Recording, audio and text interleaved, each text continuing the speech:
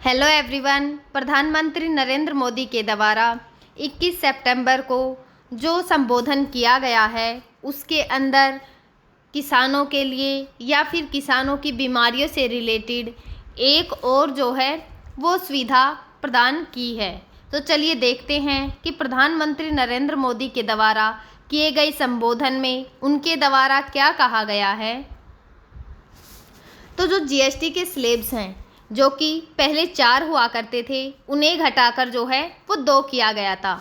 यानी कि भारत की जो वस्तु एवं सेवा कर है यानी कि जो जीएसटी की प्रणाली है उसको पिछले ही हफ्ते जो है 5, 12, 18 और जो 28 है उसे जो है कम कर दिया गया था। 4 स्लैब से 2 स्लैब में कन्वर्ट कर दिया गया था।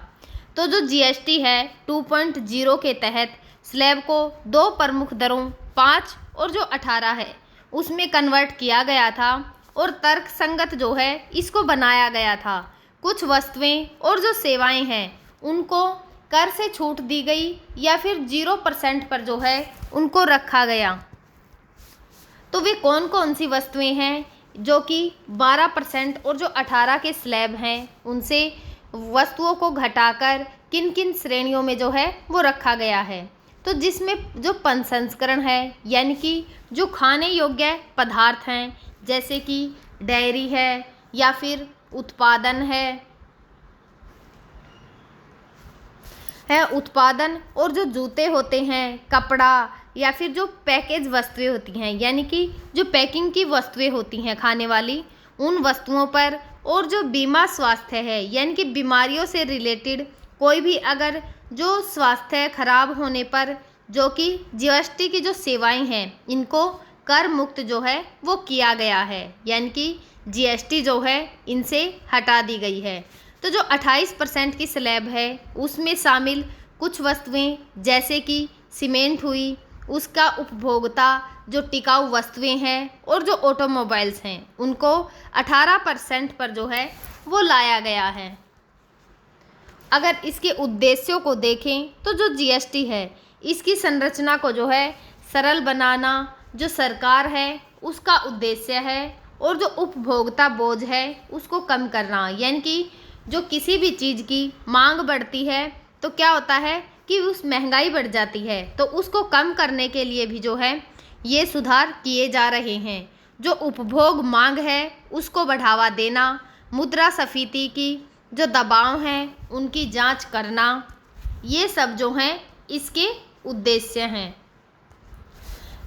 जो 21 सितंबर 2025 को प्रधानमंत्री नरेंद्र मोदी के द्वारा एक संयुक्त नीति की पहल जो है उसकी घोषणा की गई जिसके अंदर आयकर से राहत यानी कि जो कर छूट की सीमा है उसको बढ़ाना और जो स्लैब है उनका पुनर्गठन करना शामिल है। और जो जीएसटी के अंदर सुधार जो हैं जैसे कि जीएसटी 2.0 है, कई वस्तुओं को जो सेवाएं हैं उन पर कर की दरों को कम करना इसके अंदर शामिल है। और जो जीएसटी की संरचना है उसको अधिक सरल बनाना इसका मुख्य उद्देश्य है। और इसको लेकर सरकार दावा कर रही है कि जो ये उपाय हैं वह सामुदायिक रूप से जो नागरिक हैं उनको 2.5 लाख करोड़ रुपए की बचत जो है इससे होगी, जिससे कि पूरे भारत में जो परिवार हैं उनकी जो परियोजना की आय है उनके अंदर सुधार भी देखने को मिलेंगे। जो बचत है उसकी गणना किस आधार पर की जाती है यानी कि जैसे कि जो जीएसटी की स्लैब हैं इनमें जो है घटाया और बढ़ाया गया है कुछ चीज़ों को, तो किन पर घटाया गया और किन पर बढ़ाया गया इसकी गणना जो है किस आधार पर की जाती है। एक तो जो आयकर है उसके अंदर कमी यानी कि किसी भी फैमिली कोई भी फैमिली है उसकी इनकम 5 से 12 लाख रुपए तक है तो उसके जो करदाता हैं उनको पूर्ण या फिर जो आंशिक रूप से राहत जो है मिलेगी। यानी कि जो ये जीएसटी की स्लैब्स हैं जिनमें जो है परिवर्तन किया गया है इनसे किन किन परिवारों को फ़ायदा होगा। जो 5 लाख से 12 लाख रुपए जिनकी जो है आय है साल की उन्हें इससे राहत मिलेगी। और जो लगभग 8 से 10 करोड़ जो करदाता हैं उनकी परियोज्य आय जो है उस पर भी इसका सीधा इफेक्ट हमें देखने को मिल सकेगा। और जो जीएसटी है उसके अंदर कटौती, यानी कि कुछ आवश्यक वस्तुओं पर उपभोग जो है कर में कमी से जो घरेलू बचत है वह जो है बढ़ जाती है। और यह विशेष रूप से जो गरीब परिवार होते हैं उनके लिए बहुत ही लाभदायक जो है वो होती है, जो अपनी आय का अधिक हिस्सा वस्तुएं और जो सेवाएं हैं उन पर खर्च करता है। उन्हें इससे जो है वो राहत मिल सकती है। और जो समग्र है प्रभाव, यानी कि इसके क्या क्या इफेक्ट जो हैं वो पड़ते हैं, तो कर में राहत मिलती है, कम जीएसटी का संयोग, उससे जो नागरिक हैं उनके हाथों में 2.5 लाख करोड़ रुपए अधिक जो नकदी है वो आ जाएगी।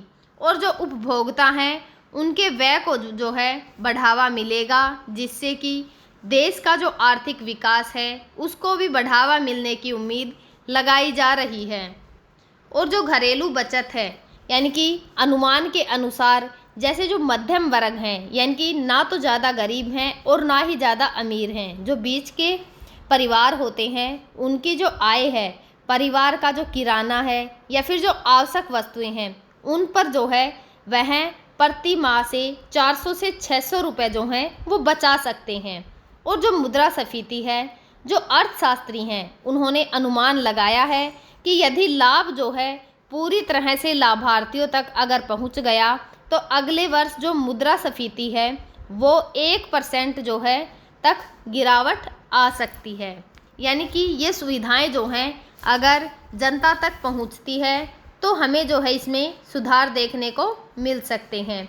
और जो पुराना स्टॉक है या फिर जो एमआरपी का जो लेवल है, जो पुरानी करों की दर है, उनके तहत पहले जो निर्मित या फिर जो आयातित वस्तुएं होती थी उन पर उच्च कर अनुमान के साथ जो है एमआरपी मुद्रित की जाती थी। और चाहे गरीब हो या फिर अमीर हो, सभी उसको खरीदते थे। तो जो अमीर उसको खरीदते थे उनका क्या है कि उनके पास इनकम है, लेकिन जो गरीब फैमिली जो है उस सामान को खरीदती थी तो उससे भी उतना ही टैक्स जो है वो वसूल किया जाता था। जैसे कि बिस्किट होता है तो उसको गरीब भी खरीदता है और अमीर भी खरीदता है, तो जो जीएसटी है वो दोनों पर जो है बराबर लगती थी, न कि ये नहीं कि ये गरीब ले रहा है तो इस पर कम होगी। इसीलिए इन पर जो स्लैब है उसके अंदर छूट दी गई है। तो जो कंपनियां हैं वो तुरंत जो ये कीमतें हैं इनका दोबारा से जो लेवल है वो नहीं कर सकेंगी, या फिर जो कम जो है इसको नहीं कर सकती। अगर इसके बजाय जो पुराने स्टॉक हैं उनके बिकने तक जो है सिर्फ इंतज़ार कर सकती हैं, यानी कि जो स्टॉक सामान जो है दुकानों के अंदर है उसको जो है तो वह उसी स्लैब पर बेच सकती हैं, लेकिन उसके बाद जो है वो स्लैब को चेंज नहीं कर सकेंगी। उदाहरण के लिए जो एमसीजी कंपनियां हैं कभी कभी जो संशोधित मूल्य होता है, यानी कि जो स्टिकर होता है उसको जारी कर देती है, लेकिन बड़े पैमाने पर जो है ऐसा करना बहुत ही कठिन साबित होगा। और जो बाज़ार के अंदर इसकी जो प्रतिस्पर्धा है, यानी कि अत्यंत जो प्रतिस्पर्धी बाज़ार हैं, यानी कि जैसे कि एमएमसीजी है, डायरी है या फिर जो पैकेज हैं, यानी कि जो खाद्य पदार्थ हैं, उनमें जो कंपनियां हैं बाज़ार की हिस्सेदारी की जो रक्षा है उसके लिए कीमतें कम करने से जो है अधिक संभावना रखती है। और जो अल्पकालिक जो बाज़ार हैं, यानी कि जो अल्पाधिकार बाज़ार हैं, जैसे कि सीमेंट हुआ, ऑटोमोबाइल्स, ब्रांडेड टिकाऊ वस्तुएं, जो कंपनियां हैं इनका उपभोक्ता की जो कीमत है कम करने के बजाय लाभ को जो मुनाफे में समाहित कर सकती हैं। तो जो उपभोक्ता है उसकी जागरूकता या फिर निगरानी के लिए जो है वो क्या क्या कदम उठाए जा सकते हैं। तो जो अमूल या फिर जो मदर डेयरी जैसी सक्रिय कंपनियां हैं उन्होंने पहले ही जो है मक्खन, पनीर और जो घी है उनकी कीमतों में कटौती करना जो है अभी से स्टार्ट कर दिया है।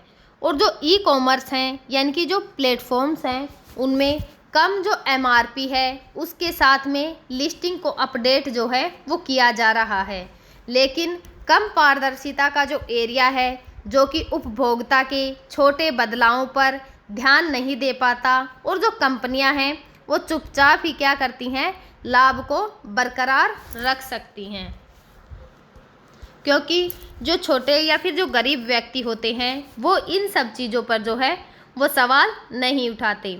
उदाहरण के लिए जो कीमतें हैं उनमें कटौती करने के बजाय जो कंपनियां हैं पहले दी जाने वाली जो छूट है या फिर जो मुफ्त सुविधाएं हैं उनको कम कर सकती हैं, जिससे कि जो प्रभावी या फिर जो उपभोक्ता हैं वो बहिर्वाह या फिर जो अप्रिय है वो रह सकेंगी। कोई भी वस्तु हो अगर उसके सकारात्मक पहलू होते हैं तो नकारात्मक भी होते हैं। तो जो ये न्यूज़ है इसके सकारात्मक पहलू जो हैं वो क्या क्या सामने आ सकते हैं। अमूल ने जो घी है उसकी कीमतों में 40 रुपये प्रति लीटर की कमी की है तथा 700 से अधिक जो उत्पाद हैं उनकी MRP भी जो है वो समायोजित की है। यानी कि जो अमूल घी है उसकी कीमतों में कटौती जो है वो देखने को मिल सकती है। यानी कि जो दूध घी है इनके अंदर हमें जो है वो अब थोड़ी मंदी देखने को मिल सकती है।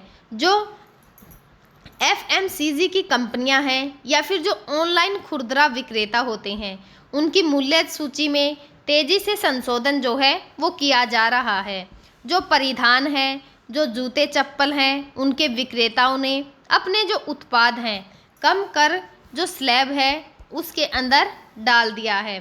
तो जैसे हमने सकारात्मक पहलू देखे तो उसी प्रकार से जो है नकारात्मक पहलू भी हमें देखने को मिलते हैं।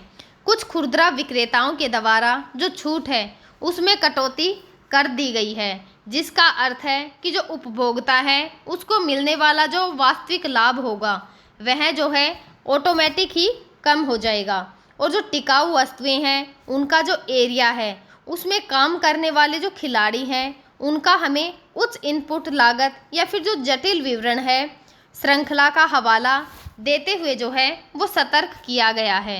और कुछ विशेषज्ञों के द्वारा चेतावनी भी दी गई है कि जो मुनाफाखोरी विरोधी कानून है उनके बिना जो कई कंपनियां होती हैं उनका भुगतान में हमें देरी जो है वो देखने को मिल सकती है और उसे जो है कम करनी ही पड़ेगी। तो हम जो है आगे भी आप सभी के साथ इसी प्रकार से जो करंट की इम्पोर्टेंट न्यूज़ होंगी जो कि हमारे एग्ज़ाम के पॉइंट ऑफ व्यू से भी बहुत ही ज़रूरी होंगी आप सभी के साथ शेयर करते रहेंगे। तब तक आप पढ़ते रहिए, खुश रहिए। Thank you.